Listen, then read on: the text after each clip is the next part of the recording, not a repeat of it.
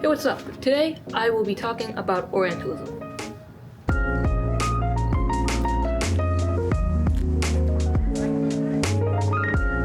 I was born and raised in San Francisco, so I had the privilege of being surrounded by kids and people who looked like me. And that actually kind of came with a curse. I guess I never realized the bubble that would kind of follow me around for like the 19 years I'd be alive, and I didn't realize that until I hit college. The exact thoughts that were stemming in my head came from the idea of Orientalism, which is a concept developed by Edward Said, who describes it as the Western world's depiction, portrayal, and idea of the cultural world building around the East. In a more modern context, I feel like this idea pertains to a lot of the stereotypes and caricatures of different cultures and labels them as exotic or somehow fundamentally different from other cultures that are in the West.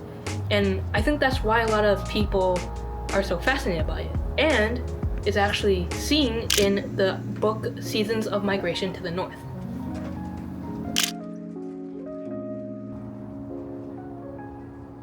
In Seasons of Migration, the character Mustafa self-orientalizes himself with a bunch of European women to seduce them and sleep with them.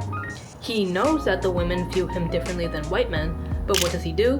He fetishizes himself to the fullest extent to take advantage of the women's fantasies of him.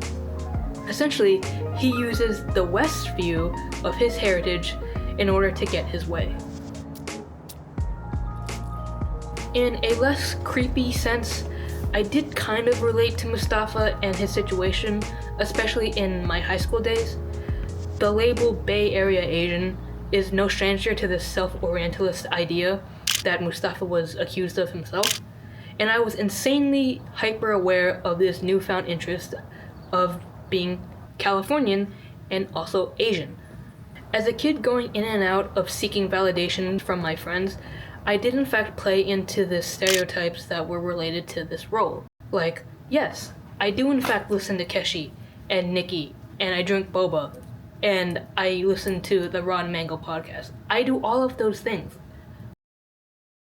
After a while though, I kind of realized this mindset was really weird and not as cute or fun as I thought it was. And eventually I realized that I was kind of part of the problem in perpetuating these stereotypes. And eventually it dawned on me that there was a lot more to it than just dressing or acting a certain way. Which leads me to the books If an Egyptian Cannot Speak English and Do Muslim Women Need Saving? In the former, the female narrator of the story struggles to connect with her Egyptian heritage. In a particular scene, she admits that she wished to go through the same struggles as other native-born Egyptians, so she herself can feel quote-unquote more Egyptian. Through struggle, she can finally make up for the fact that she isn't authentically Egyptian. In her eyes, struggle equates to, I guess, Western cool points. She wants to relate to the Western idea of the Middle East, where everything must be in terrible conditions. But where does this idea of hardships and identities even come from? And what does this relate to Muslim women need saving? Well, in this book, the author argues that Muslim women are not universally oppressed. They aren't all victims to the government, and they don't need to be rescued from anything. The post-colonial idea of what the West thinks the Middle East is like skews the female narrator's perception of Egypt, its culture, and her own identity by believing in these stereotypes herself, which is another example of self-orientalism.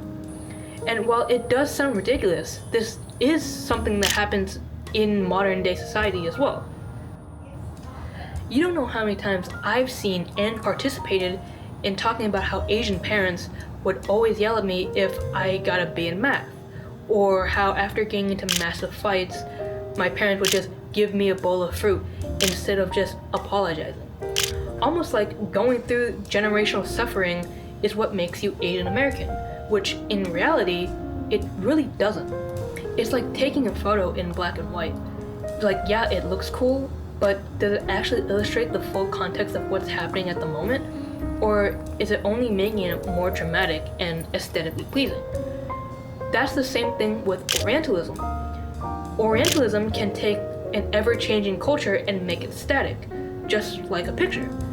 And depending on who's in front of the camera, self-Orientalism is the one posing for Western expectations.